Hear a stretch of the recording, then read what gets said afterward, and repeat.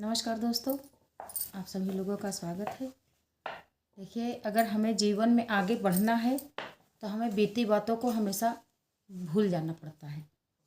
कोई कुछ भी कहता है, वो बातें अच्छी हों या हमारे जीवन के लिए बुरी हों या बेहद दुखद हों, उनको भुलाने में ही हमारे लिए भलाई है और तभी हम अपने जीवन में आगे बढ़ सकते हैं। सभी के साथ जीवन में कुछ न कुछ ऐसी घटनाएं घट जाती हैं या बुरा सुनने को मिल जाता है जो हमारे दिल के अंदर को चीरता हुआ चला जाता है। लेकिन हमको जब आगे बढ़ना है, जीवन को अच्छे से व्यतीत करना है, तो उन बातों को भुला करके ही हम आगे बढ़ सकते हैं।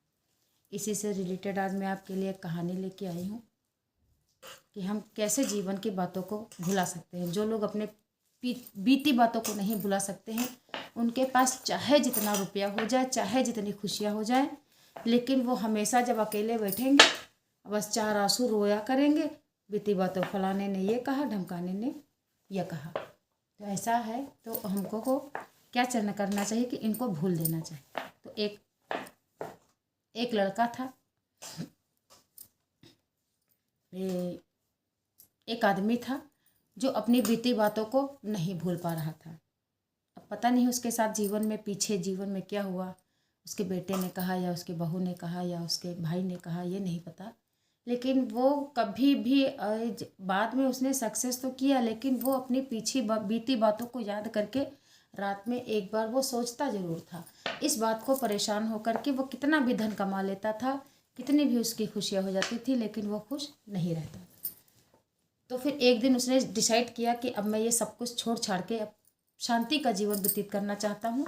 तो वो साधु संतों की संगत में आ गया और उसने अपने दुख के बारे में बताया और उसने भी वहाँ भी देखा कि वहाँ पे कैसे क्या हो रहा है। तो वहाँ भी कुछ घटनाएं ऐसी घटी जो उसको सोचने पे मजबूर कर देती थी। तो एक संत के पास गया और बोला कि मुझको महाराज ये परेशानी है कि मैं अपनी बीती बातों को नहीं भूल पाता हूँ। तो उसने कहा कि हम लोग संत हैं और हमसे भी बड़े एक गुरु हैं जो पहाड़ पर ऊपर बैठे हुए हैं और तुम्हारी समस्या का अंत वही कर सकते हैं। उसने कहा ठीक है। तब वो अब बेचारा, पहाड़ी काफ़ी ऊंची थी, उसको हैबिट नहीं थी पहाड़ चढ़ने की, और जैसे तैसे वो पहाड़ चढ़कर ऊपर गुरुजी के पास जाता है और वो आदमी गुरुजी से मिलकर उनके चरणों में नमस्कार करता है, सिर झुकाता है और अपनी बातों को अपने समक्ष रखता है। गुरुजी कुछ नहीं बोलते हैं और बोलते हैं कि ये हम आपकी समस्याओं का समाधान करेंगे, बस आप ये पत्थर को उठा लो। अब वो पत्थर को उठा लेता है और गुरुजी उससे कुछ नहीं बोलते हैं, उतनी ऊंची सीढ़ियों से वो नीचे गुरुजी आ जाते हैं। अब वो आदमी सोचता है और वो गुरुजी पीछे मुड़कर भी नहीं देखते हैं कि वो आदमी कैसे आ रहा है और उसको कितनी कठिनाई हो रही है। लेकिन गुरुजी वो नीचे आ जाता है। अब गुरुजी जैसे तैसे वो पत्थर उठाता है, पत्थर इतना भारी होता है, कभी इधर ढनकता है तो कभी उधर ढनकता है। वो जैसे कैसे पत्थर को कंधे पर उठा करके वो जैसे तैसे नीचे आता है।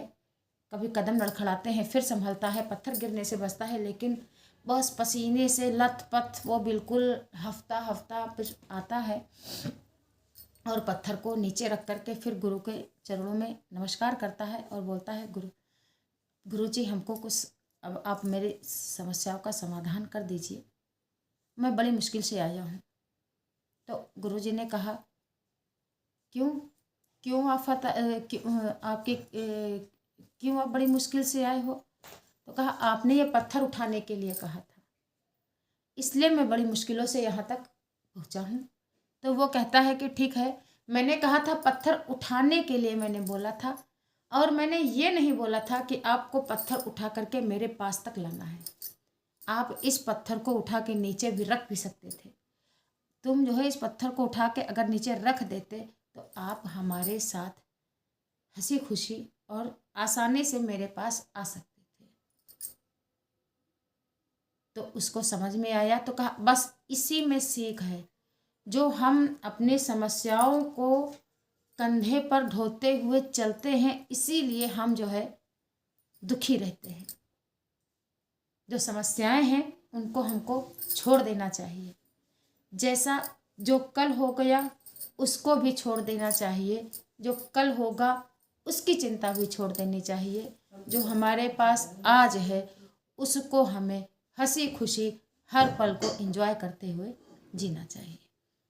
उस पत्थर में एक बहुत बड़ी सीख छुपी थी जो हम लोगों को मैंने इस कहानी के माध्यम से, इस वाक्य के माध्यम से आपको दिया है। अब आप कमेंट में लिखाइए, आपके पास कोई भी समस्या होती है तो आप उस समस्या को पीछे छोड़ दीजिए और जीवन में आगे बढ़िए, निरंतर बढ़ते रहिए। सुख हो या दुख हो, दुख में भी खुशी को ढूंढिए, सुख है तो एंजॉय करिए। नमस्कार, राधे राधे।